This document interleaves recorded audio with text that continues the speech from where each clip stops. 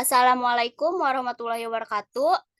Sebelumnya perkenalkan kami dari kelompok 2 pengantar bisnis dengan materi tanggung jawab dan etika bisnis yang diampu oleh dosen Dr. Andes Heni Nastiti.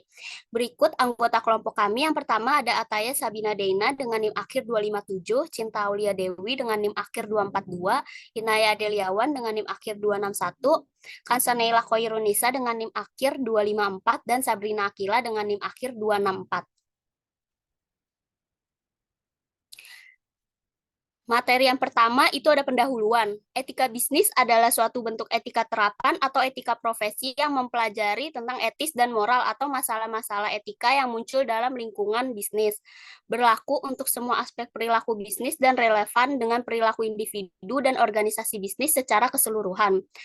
Sedangkan corporate social responsibility atau tanggung jawab sosial dan lingkungan adalah komitmen perseroan untuk berperan serta dalam pembangunan ekonomi berkelanjutan guna meningkatkan kualitas kehidupan dan lingkungan yang bermanfaat, baik bagi perseroan sendiri, komunitas setempat, maupun masyarakat pada umumnya.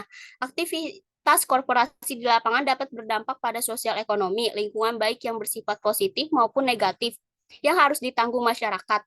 Positifnya berupa pemasukan bagi pendapatan asli daerah, penerimaan pajak, juga terciptanya lapangan pekerjaan. Negatifnya berupa kerusakan lingkungan, pengangguran, dan lain sebagainya yang harus ditanggung oleh masyarakat itu sendiri. Lanjut.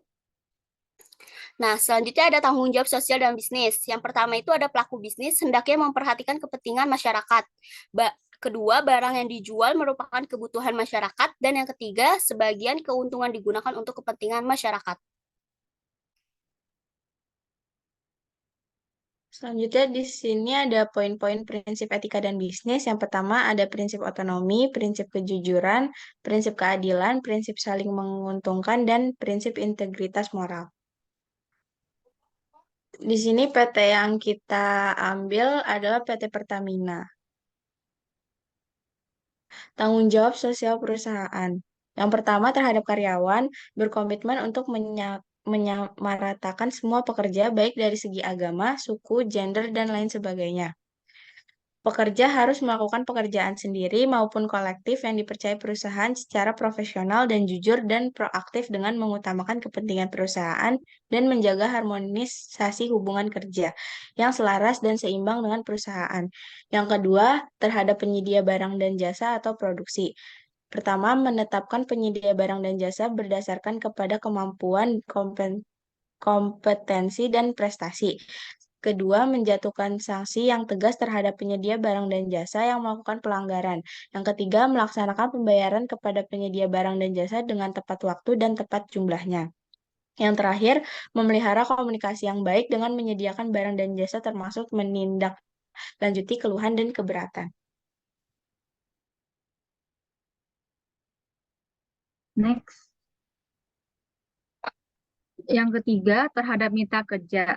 Membuat perjanjian kerja sama tertulis yang mengkomodir hak dan kewajiban masing-masing pihak sehingga tercipta hubungan yang seimbang. Yang kedua, mengutamakan pencapaian hasil optimal bagi kedua belah pihak tanpa mengorbankan kepentingan pihak yang lain dan melanggar peraturan perundang-undang yang berlaku. Yang ketiga, menjalin komunikasi intensif dan kolaboratif dengan mitra kerja untuk mencari solusi yang terbaik dalam rangka peningkatan kinerja dan pencapaian tujuan perusahaan. Sini ada yang keempat, terhadap masyarakat. Satu, memberikan bantuan kepada masyarakat sesuai kebutuhan dan kemampuan dengan mengacu pada prosedur dan kewajiban kebijakan perusahaan. Yang kedua, ada melarang pekerja memberikan janji-janji kepada masyarakat di luar kewenangannya. Yang terakhir, ada tidak melakukan tindakan yang mengarah kepada diskriminasi masyarakat berdasar suku, agama, ras, golongan, dan atau alasan apapun yang bertentangan dengan peraturan perundang-undang yang berlaku. Next. Di sini ada pedoman etika kerja. Etika kerja mengatur mengenai hal-hal sebagai berikut. 1. Kerjasama. 2. Menjaga kerahasiaan data dan informasi perusahaan. 3. Menjaga aset perusahaan. 4. Menjaga keamanan dan keselamatan kesehatan kerja dan lingkungan-lingkungan atau K3L. Yang kelima, mencatat data dan pelaporan. Keenam, laporan akuntansi dan keuangan. 7. Menghindari bantuan kepentingan dan penyalahgunaan jabatan. 8. Menerima hadiah atau cindera mata atau gratifikasi dan entertainment. 9. Memberi hadiah atau cindera mata dan entertainment. 10. Penyalahgunaan narkotika dan obat terlarang atau narkoba dan minuman keras atau miras. 11. Aktivitas politik. Next. Selanjutnya ada penerapan dan penegakan pedoman etika bisnis dan etika kerja. Yang pertama yaitu organisasi, yang kedua penegakan pedoman etika bisnis dan etika kerja, yang ketiga ada whistleblowing, yang keempat ada sosialisasi dan internalisasi, dan yang terakhir kelima penyempurnaan pedoman etika bisnis dan etika kerja. Selanjutnya ada manfaat tanggung jawab sosial perusahaan. Yang pertama, mempertahankan dan meningkatkan reputasi serta citra perusahaan. Yang kedua, mendapatkan lisensi untuk beroperasi secara sosial.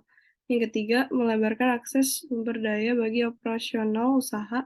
Dan keempat, mereduksi biaya misalnya terkait dampak pembuangan limbah.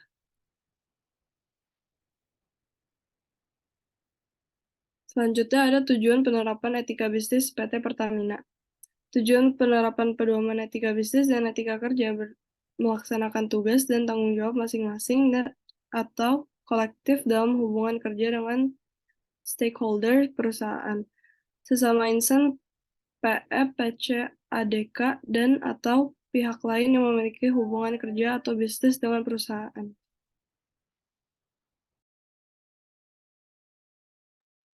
Pedoman etika dan bisnis perusahaan terhadap pekerja. Memperlakukan pekerja dengan sama rata tanpa membedakan sedikit pun baik dalam segi ras, gender, dan segala aspek. Etika perusahaan terhadap penyedia barang dan jasa. Perusahaan menciptakan kompetisi yang adil dengan menerapkan peraturan yang berlaku seperti memberikan sanksi yang tegas terhadap penyedia barang dan jasa yang melanggar peraturan. Etika perusahaan terhadap pemerintah. Perusahaan berkomitmen mematuhi peraturan perundang-undangan yang berlaku dan menjalin hubungan yang baik dengan pemerintah pusat daerah. Kesimpulannya, etika bisnis adalah suatu kode etik berlaku pengusaha berdasarkan nilai-nilai moral dan norma yang dijadikan tuntunan dan pedoman berperilaku dalam menjalankan kegiatan perusahaan atau berusaha. Tanggung jawab sosial bisnis merupakan aktivitas perusahaan sebagai kelangsungan hidup perusahaan. Sekian dari kelompok 2. Terima kasih. Wassalamualaikum warahmatullahi wabarakatuh.